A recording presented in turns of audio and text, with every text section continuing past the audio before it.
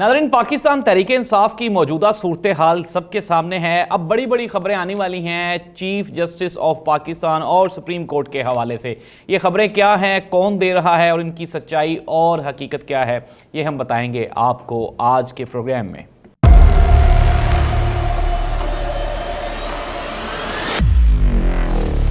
औज़ुबिल्लाहिमिनश्शैतानिर्रजीम, बिस्मिल्लाहिर्रहमानिर्रहीम, अल्लाहुम्मा सल्लि अला मुहम्मदिन व आलि मुहम्मद, करोड़ों दुरूद व सलाम हज़रत मोहम्मद मुस्तफ़ा सल्लल्लाहु अलैहि वसल्लम पे और आप सल्लल्लाहु अलैहि वसल्लम की आल पे। तहकीकी मरकज़ के साथ मैं हूँ ज़ाहिद अब्बास नकवी।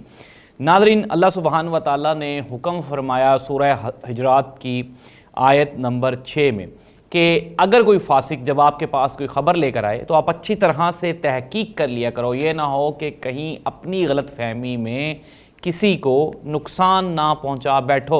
नाज़रीन, पाकिस्तान तहरीक इंसाफ यानी कि इमरान खान की मौजूदा जो सूरत हाल है, जो पोजीशन है, इसमें एक बड़ी वजह, एक मेन वजह जो कि मेरा 10 साल सहाफ़ती कैरियर है, अगर मैं उसके ऊपर गौर करूं, सबसे बड़ी वजह इमरान खान को इस नहज पे पहुंचाने वाले उसके वो मीडिया कम्युनिकेटर हैं जो इमरान खान तक झूठी खबरें पहुंचाते रहे। और उनमें टॉप पर है आदिल राजा नामी लंदन में बैठा हुआ एक शख्स जो कि आर्मी का भगोड़ा है, और ना ही तो इसके कोई सोर्सेज हैं। और हमने सीक्वेंस वाइज एक एक प्रोग्राम में इसके एक एक झूठ को साबित किया और बताया कि ये किस तरह से झूठी कहानियां गढ़ता है और फिर टीवी पे बैठ के, यूट्यूब पे बैठ के सुनाता है। और इमरान खान जैसा दाना शख्स इस झूठे की बातों में आ गया। और नाज़रीन, अब देख लें कि किस नहज तक पोजीशन आन पहुंची है। अब करते हैं आज की बात। अब आदिल राजा इमरान खान का नुकसान करने के बाद फिर हमने देखा कि 9 मई वाले दिन इसने किस तरह से बैठ के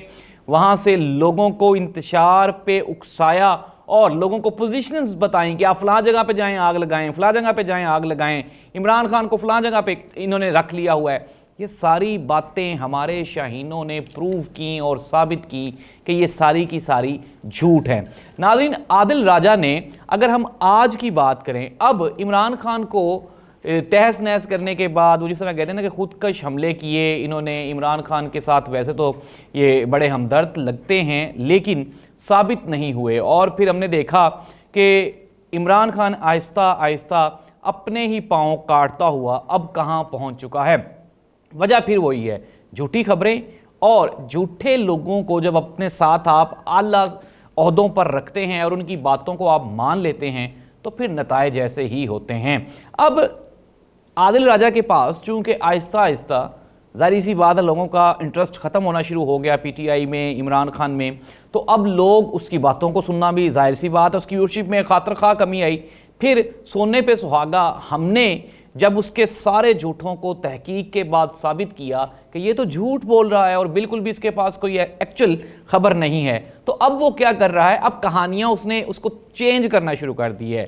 अब ओवरसीज़ पाकिस्तानियों को वर्गला रहा है और उनको बता रहा है कि ऐसा होने वाला है, ऐसा होने वाला है। अब let's come to the point. अगर हम आज के उसके विलाग की बात करें तो उसने कहा कि जी हुकूमत अब हर तरह से, जो हमारे चीफ जस्टिस साहब हैं उमर अता बंदयाल का नाम लेते, उसने कहा जिसको रास्ते से उनको हटाना चाहती है। फिर उसके बाद ऑडियो लीक का मामला उसने डिस्कस किया। फिर उसने कहा कि जी काजी फायद ईसा को लाने की कोशिश की जा रही है। नाज़रीन, एक चीज़ जो कि मैं आपको थोड़ा सा इससे आगाह कर दूं कि ये एक प्रोसेस का हिस्सा है। ज़ाहिर सी बात है अक्टूबर से पहले पहले उमर अता बंदयाल साहब ने रिटायर्ड होना ही होना है। और बदकिस्मती ये है या खुशकिस्मती ये है कि जुडिशरी में एक्सटेंशन भी नहीं होती। अब जाहिर सी बात है उन्होंने जाना है। उसके बाद सीनियर मोस्ट जज काजी फायद ईसा साहब हैं, तो काजी फायद ईसा ने ही चीफ जस्टिस बनना है। अगर इससे किसी को खुशी मिले या किसी को गम मिले तो ये तो उसकी फिर अपनी अंदरूनी कैफियत है, इससे कानून का, हकीकत का या इन अंदाज़ों का कोई दूर दूर तक ताल्लुक नहीं है। अब काजी फायद ईसा साहब की किन किन के साथ हमदर्दियाँ हैं, किन के साथ नफ़रतें हैं, ये भी अब आपके पर्सनल मैटर्स हैं। इनका कानून और आइन के साथ कोई तल्लुक नहीं है। Let's come to the point. अगर हम प्रोग्राम में वापस आएँ, अब आदिल राजा ने क्या फरमाया। आदिल राजा ने फरमाया कि जी major general Faisal Naseer DGC की मुलाकात हुई है काजी फायद ईसा से।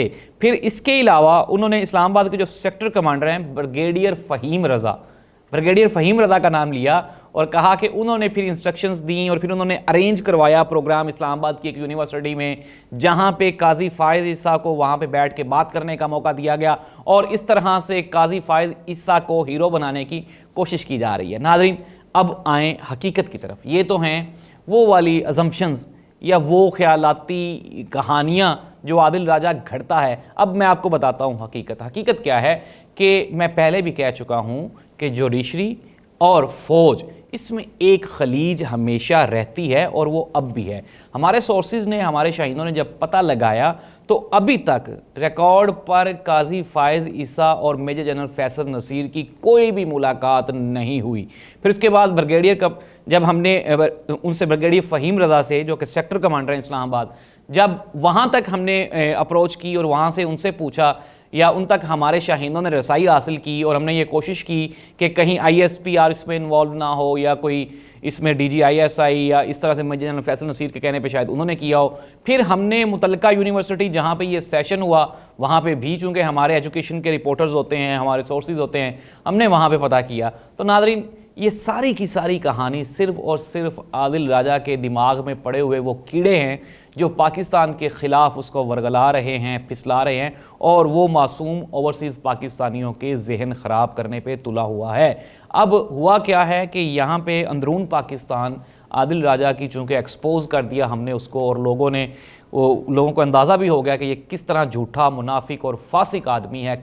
वही फ़ौज के 5-7 नाम इसको ज़ुबानी याद है। अब फ़ौज के नाम ज़री सी बात है, बता के अब व्यूअरशिप भी थक जाती है। तो फिर अब इसने अ लिटिल बिट अपने आप को थोड़ा सा मॉडिफाई किया और अब जजेस की तरफ लेके जा रहा है, जुडिशरी की तरफ लेके जा रहा है। लेकिन ये बहुत बड़े बड़े झूठ हैं जिनको बड़ी आसानी से, मुझे तो समझ नहीं आती किस तरह से वो बोल लेता है और वो बासानी बोलता है। अच्छा, एक और बड़ी खबर ये है कि आदिल राजा ने जो हमारा ऑफिशियल अकाउंट है मेरा जाहिद अब्बास नकवी का, उस पर भी उसने मुझे ब्लॉक कर दिया हुआ है, बाकायदा ब्लॉक किया है। मैं आपके साथ शेयर कर देता हूँ स्क्रीनशॉट लेके कि देखें, अगर कोई बंदा वाकई सच बोल रहा हो तो फिर उसको तनकीद भी बर्दाश्त करें। लोगों को तो ये माओ बहनों की गालियाँ निकालता है, ये जहनी मरीज़ है। और जब हमने इसके साथ इंटेलेक्चुअल गुफ्तगू करने की कोशिश की और इसके साथ बहस करने की कोशिश की और इसको जवाब देने की कोशिश की तो इसने ब्लॉक कर दिया। और ये इंसान की सबसे बड़ी शिकस्त की एक निशानी होती है, अलामत होती है कि जब वो झूठा हो तो फिर वो बहस नहीं करता, फिर वो किसी तरह की भी बातचीत नहीं करता, बल्कि दूसरे को हमेशा म्यूट करने की कोशिश करता है। और इसने भी ऐसे ही हुआ है। इसने तहकीकी मरकज़ को, फिर उसके बाद जाहिद अब्बास नकवी का जो ऑफिशियल अकाउंट है उसको, हमारा नज़ायर मीडिया ग्रुप के अकाउंट को, इसने तीनों अकाउंट्स को हमें हर जगह पे इसने हमें ब्लॉक कर दिया हुआ है। लेकिन हमारे शाहीनों की जो तगो दो है, मैंने पहले भी कहा था, इस बेचारे के पास तो सोर्सेज ही नहीं है, ये तो अपने माइंड से कहानियां घड़ता है। हमारे साथ अल्हम्दुलिल्लाह पूरी एक नेटवर्किंग शाहीनों की, और फिर उसके बाद अभी पिछला हमने कोई प्लान भी किया हुआ, कुछ रिटायर्ड कर्नल्स और जनरल्स हैं हमारे साथ, इंशाल्लाह हम अगला प्रोग्राम उनके साथ बैठ के करेंगे।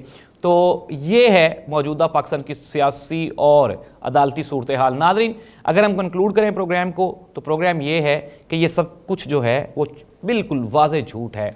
और जिस तरह मैंने पहले भी कह दिया कि एट द एंड टूट फूट हो रही है PTI में। फिर इसने उसमें यह भी जिक्र किया जी कि पाकिस्तान तहरीक इंसाफ में टूट फूट, अगर फॉर एग्ज़ाम्पल जो नज़रियाती लोग होते हैं, जो पार्टी के साथ खड़े हुए लोग होते हैं, वो किसी भी सूरत में इमरान खान को छोड़ के नहीं जाएंगे। अब आप देख लीजिएगा, इमरान खान के पास 10 बचें, 12 बचें, 15 बचें, 20 बचें, जो इमरान खान के प्योर उसके जो फॉलोअर्स होंगे, जो उसके वर्कर्स होंगे, जो उसके साथ बिल्कुल ईमानदार हैं, वो खड़े रहेंगे। चाहे आप उनके ऊपर से ट्रक गुजार दें या जो मर्जी कर लें। ये हुकूमतों का ये आपस की लड़ाई है। पाकिस्तान तहरीक इंसाफ ने भी PDM की तमाम जमातों के बड़े नामों को, मियाँ मोहम्मद शहबाज शरीफ हो, मरियम नवाज़ हो, आसिफ अली जरदारी हो, इन सब को जेलों में रखा है। अब उनकी बारी आई है, वो इनको रख रहे हैं। ये सियासी इख्तलाफ है जिसकी वजह से मुल्क को नुकसान हो रहा है, नहीं होना चाहिए। लेकिन मैं फिर कह रहा हूँ कि इन तमाम मामलात में इदारों का कोई अमल दखल लेना देना नहीं है। इदारों को इस्तेमाल किया जाता है, इदारों को इन्वॉल्व करने की कोशिश की जाती है। PDM चाहती है कि इस्टेब्लिशमेंट की दूरियां बढ़ें पाकिस्तान तहरीक इंसाफ से, PTI से, और फिर मामलात को इस तरह उलझा दिया जाता है। सिमिलरली PTI अब ज़ाहिर सी बात है कुर्बत चाहती है, इस्टेब्लिशमेंट के करीब आना चाहती है, तो वो भी अपनी तरफ से कोशिश करते हैं कि किसी न किसी तरह से प्रेशर डाल के इदारों पे तो कोई अपने मामलात मनवा लिए जाएं। एट द एंड अवामी मसाइल, अवामी परेशानियां और पाकिस्तान के हकीकी मसाइल से इनका कोई लेना देना नहीं होता। आदिल राजा जिसको हम फासिक राजा कहते हैं, इस जैसे इंसान सिर्फ़ और सिर्फ फसाद चाहते हैं ज़मीन पे और झूठ बेचना चाहते हैं। लेकिन अल्हम्दुलिल्लाह कि जिस तरह से जिस तेज़ी से हम लोगों ने इसको एक्सपोज़ किया है, हम उम्मीद करते हैं कि इंशाअल्लाह अब इसकी दुकान जो है ये बंद होने वाली है। अल्लाह आपका हामी नासिर हो, इस मुल्क का हामी नासिर हो। अल्लाह हाफ़िज़।